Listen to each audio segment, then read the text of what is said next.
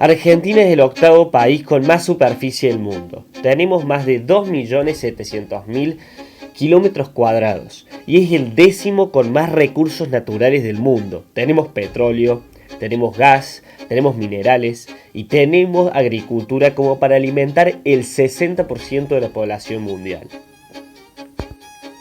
Somos pocos habitantes, somos 44 millones de personas. ¿Saben cuántos habitantes tiene Vietnam? 94 millones. Y una superficie solamente de más de 300.000 kilómetros cuadrados. Alemania, 84 millones y casi la misma superficie. Estos países no tienen ni la cuarta parte de lo que tiene Argentina en territorio y recursos naturales. Tienen más habitantes y sufrieron guerras en el siglo XX que devastaron totalmente sus países. Hoy en día tienen mejor calidad de vida que nosotros. Teniendo en cuenta esto, en Argentina debería haber trabajo para todos, para la gran mayoría. Entonces, ¿qué carajo pasó? Que terminamos pidiéndole plata otra vez al Fondo Monetario Internacional con todas las condiciones a favor que tenemos. Bueno, para entender esto debemos tener en cuenta el contexto político-económico actual, conformado por el pasado y el presente. Tenemos que remontarnos al gobierno de Néstor Kirchner, justicialista reconocido por ser gobernador de Santa Cruz e intendente de la ciudad de Río Gallegos, previamente. Asumió en el año 2003 después que Eduardo Duhalde llamara a elecciones presidenciales después de una de las peores crisis económicas, sociales y políticas de la Argentina, el 2001.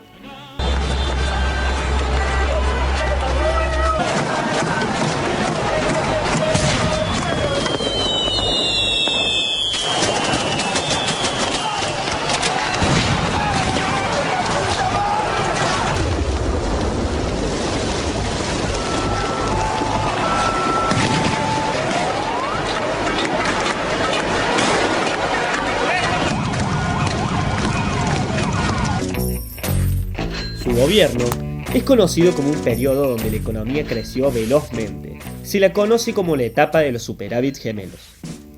¿Pero qué quiere decir superávit gemelos? Bueno, que hay balances positivos en las cuentas fiscales, o sea que el Estado, o sea el gobierno, recauda más de lo que se gasta y las cuentas de comercio exterior son positivas, o sea que se exporta, se vende a países bienes primarios como soja, trigo, carne, más de lo que se importa, o sea los productos y maquinarias que compra el país.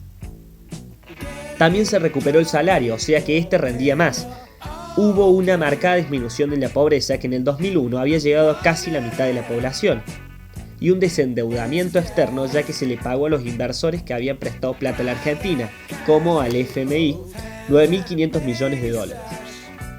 Hay dos datos más que es muy importante que recuerden. El precio de la soja en ese momento, por el año 2004, estaba en más de $400 por tonelada. Y el otro dato, una de las medidas de Roberto Lavagna, el ministro de Economía de ese momento, fue congelar las tarifas de los servicios públicos como medida para controlar los precios y así la inflación. Entonces hasta acá podemos decir que Néstor Kirchner hizo bien las cosas. 2007 asume como presidente de la nación argentina Cristina Fernández de Kirchner, esposa de Néstor Kirchner con el 45% de los votos. Una de las medidas de Cristina más conocidas por los argentinos fue la retención a las exportaciones de soja de un 35%. Las retenciones son una medida económica de rasgo peronista en la cual se le saca una parte de lo que producen a la gente del campo. Esto produjo un fuerte paro de parte de los productores y sectores afines a este. La tonelada de soja en 2008 se pagaba más de $450, casi 500, un precio récord. Hay que mencionar que el campo es el sector más productivo del país. ¿Por qué Cristina tomó esta medida? Porque el gasto público, o sea lo que el Estado gasta en previsiones sociales, obras públicas y subsidios a la energía o al transporte, iba en aumento de una forma extremadamente desproporcionada.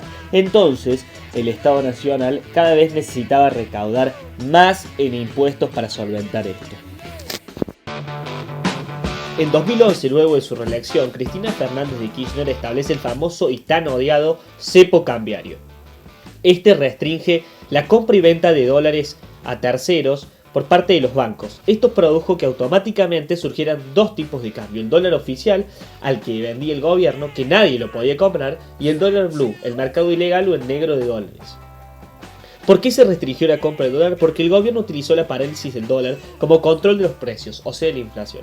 Tanto como el dólar, como el precio de las naftas, como el precio de las harinas o del azúcar, son bienes primarios que si aumenta su precio, aumentan los bienes que a partir de ellos se constituyen. En el mercado paralelo se vendía al doble del precio oficial, que era de 8 pesos un dólar, e ilegalmente 15 pesos un dólar. Imagínense la persona que vende al exterior y les pagan en dólares y tienen que venderlos en Argentina sí o sí. Pero el gobierno les paga un precio que es más bajo del que el mercado hubiera establecido. Entonces lo venden ilegalmente a un precio más caro que el oficial, ya que hay mucha demanda y poca oferta. Esto produce obviamente un desincentivo en las exportaciones, ya que nadie quiere que le paguen dólares a un precio menor. Tampoco nadie quiere invertir porque tampoco le dejan sacar esos dólares después de la inversión. Otra razón por la que se utilizó esta medida era que el gobierno buscaba atesorar dólares en las reservas del Banco Central de la República Argentina.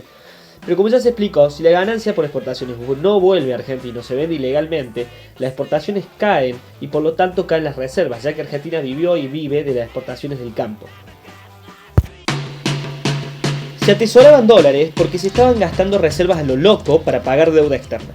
Las reservas son el respaldo en divisas extranjeras que un país tiene para emitir moneda oficial, o sea el peso argentino. En el pasado se utilizaba lingotes de oro, pero debido a su escasez desde hace décadas el Banco Central utiliza dólares. Los 9.500 millones de dólares en billetes, o sea cash, que Néstor le pagó al FMI salieron de las reservas. Fueron a la tesorería o Tesoro de la Nación, y este, que se encarga de distribuir los recursos públicos, le dio un bono, una promesa de pago, un papel al central que Dios sabe cuándo va a pagar.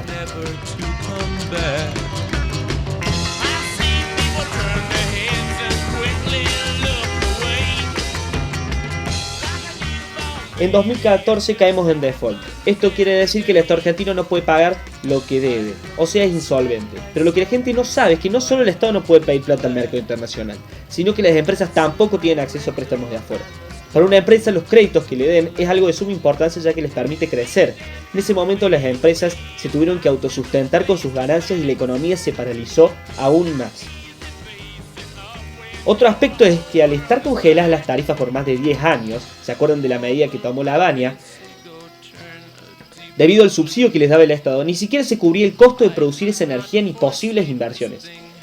¿Qué ocurre? Si no se invierte en energía, terminás con corte de luz e importando energía. Se destruyó la matriz energética.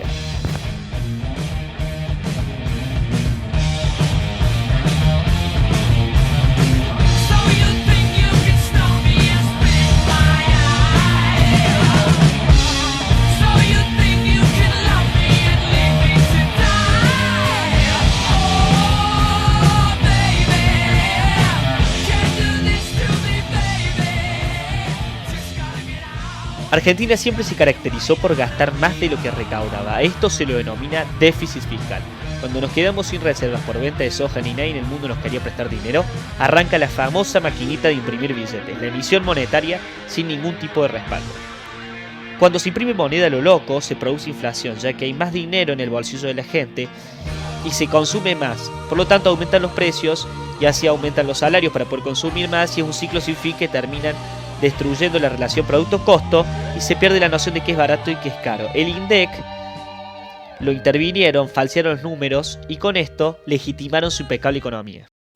En este estado recibió el país Mauricio Macri en 2015, en default, o sea, sin poder acceder a préstamos del mercado internacional, con un gasto público monstruoso que era el principal responsable del enorme déficit fiscal, una matriz energética paralizada y asfixiada, un cepo cambiario que trababa aún más las cosas y reservas del Banco Central, escuchen esto por favor, de unos pocos de miles de dólares para cubrir 2 semanas de importaciones. ¿Saben por qué no dijo esto en cadena nacional? Porque si decía esto ningún inversor ponía un peso acá. Estábamos a 2 pasos de una crisis muy parecida a la del 2001. El Estado estaba totalmente quebrado. Estaba en todos lados pero a la vez en ninguno. Se desperdició los años de bonanza de soja y en vez de invertir en energía, fomentar la industria local, mejorar la educación y fomentar el empleo privado, se entregaron miles de subsidios que no fueron acompañados por un plan coyuntural de empleo, para que las personas con bajos recursos pudieran salir de la pobreza o mejorar su calidad de vida notablemente y autosustentarse. Dejar de depender del Estado. ¿Qué hizo Macri en ese primer año de gestión? Bueno, las primeras dos medidas que toma el actual gobierno nacional fueron: una, sacar el cepo cambiario para que los dólares fluyan libremente y saber el precio real del dólar; y segundo, empieza a arreglar con los acreedores internacionales, los más conocidos, los holdouts, todo esto con el fin de salir del default y acceder a préstamos del mercado internacional. A los fondos buitres o holdouts no se les pagó en cash, sino con bonos que ellos vuelven a poner en circulación con otra tasa de interés. Por ello, el gabinete de Macri vendió una buena historia al mundo, con el fin de que inviertan acá. Los artífices de esto fueron Alfonso Prat-Gay, Luis Caputo y Federico Sturzenegger. Más adelante se declaró la emergencia energética. Esto quiere decir que al estar subsidiadas tanto tiempo las tarifas de los servicios públicos, se tiene que aumentar considerablemente el precio para cubrir los costos. Esto ha ocurrido varias veces en la historia del hombre, hasta en países considerados de primer mundo como Estados Unidos y de Europa. Hablemos del ajuste. Era inevitable ajustar un gasto público del 40% del PBI, un déficit fiscal de 6 puntos del PBI. El PBI tiene 10 puntos y en la mayoría de los países el déficit fiscal no supera 1 o 2 puntos de este. Cada mes se emiten 21 millones de pesos en cheques de previsiones sociales, o sea, subsidios, planes sociales y jubilaciones. Este monto no se tocó. ¿En dónde se ajustó? Se ajustó en la suba de las tarifas públicas, en el recorte del personal del Estado, y ahora estamos viendo un recorte en educación y en mejorar la eficiencia del Estado. Luego se planifican 3 reformas económicas: tributaria, o sea, la recaudación de impuestos por el Estado; la previsional, otorgación de subsidios y jubilaciones; y la laboral, sobre todo para fomentar el empleo formal o en blanco y bajar el empleo informal o en negro. A estas 3 se las pensó en conjunto, sobre todo para fomentar la inversión extranjera y que el empleo privado crezca. La tributaria consistió en bajar las contribuciones patronales, o sea, los aportes que hacen los empleados para mutuales, sindicatos y seguros. Se bajó algunos impuestos, se subió otros, y se impuso el IVA a los servicios on demand como Netflix o Google para que la competencia sea más justa con los servicios de cable. La previsional, que salió al final, pero hubo muchísimos incidentes en los alrededores del Congreso. Las jubilaciones, pensiones y asignaciones se actualizarían por la inflación y no por una combinatoria de esta y la evolución de la recaudación tributaria. También se eliminarían los regímenes especiales que jubilan a los varones antes de los 65 y a las mujeres a los 60 años en algunos empleos. La laboral no salió, pero se querían instaurar algunas medidas como el aumento de la jornada diaria de 8 a 10 horas, creación del fondo de cese laboral que financiará a los empleadores las indemnizaciones por despido, el fomento de las pasantías y un blanqueo laboral.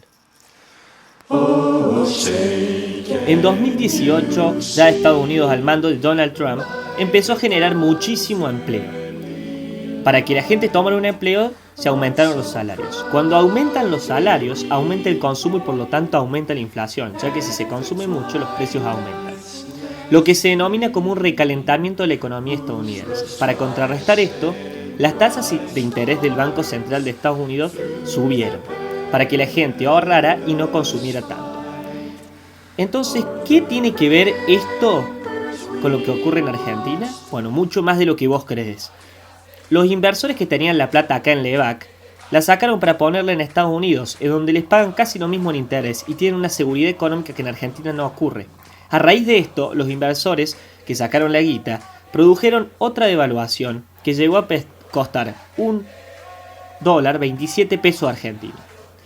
Entonces necesitamos guita y el prestamista que ofrece las menores tasas de interés del mundo es el famoso Fondo Monetario Internacional. Entonces te exigen, mira, te damos guita pero tenés que ajustar, subir la edad de jubilación y reducir el déficit fiscal. El Fondo Monetario acordó prestarle a la Argentina $50.000 millones en cuotas para ver si realmente se progresa, digamos, en el ajuste y en el caso contrario cortar con el préstamo.